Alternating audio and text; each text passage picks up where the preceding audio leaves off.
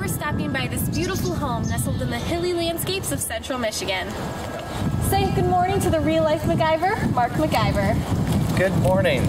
Welcome to our project. Tell us about this sculpture feature.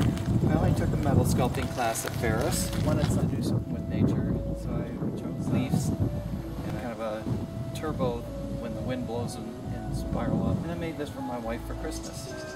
So I hear you have a dental lab too. Tell us about that. I make teeth for a living. When we first bought the property, this building was the first building I put up so that I could have a shop down below so I could work on the house projects and also have my office upstairs. Let's move on to the front porch and you can tell me about that. So tell us about the structure of the porch. The house is a timber frame package and I wanted to do some of it myself. So I had a local sawmill cut up the logs for me. I let them sit for about a year and then I started cleaning them up and put them together, and this is what I ended up with. It was a lot of fun. It took a long time, but it was a lot of fun. Why don't we go on inside and see what else is going on in there?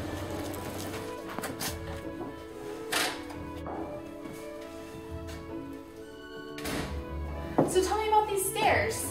When we first started building the stairs, I had a contractor help me with the stairs, and we started in the basement, working our way, because it's a circle stairs all the way from the basement up to the upstairs. They finished up at the first floor, so I finished up going up the stairs to the second floor. So for a work in progress, tell me about the fireplace. Well, we wanted a showpiece, something that would stand out when you first come into the house.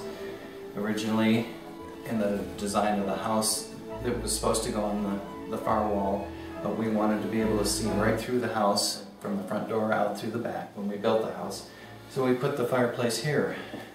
The old mantle here is out of the old cabin that was on the property here. We saved it, cleaned it up a little bit, put some new finish on it, and put this in place using these concrete trees to hold it up in place. Slowly we've been working on putting the field stones up. I'm going to put a smaller field stone on the front here.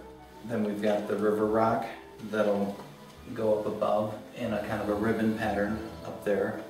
Aside from the nature theme that we're trying to carry into the house, we wanted a gentle arch theme too, and that's why we chose the arch in the doors, the arch in the bracing, the arch in the balcony, and to finish up the nice arch in our window up there. And that helps highlight the logs that we put in. All these logs are the reclaimed from the old log cabin that was on the property.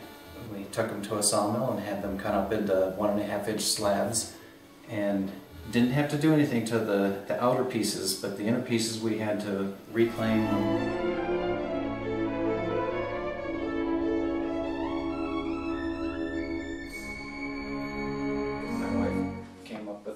The design for laying out these little highlight tiles. And I see that this kind of echoes the chinking in the dining room, Yeah. the way the tiles are laid up. We chose that color of grout to match the beautiful chinking. And behind the stove here, we're going to have a copper log cabin. My last set of steps here to finish. I'm still working on these. I just got the steps down at the end finished last week. These hopefully they'll be finished up by the end of next week.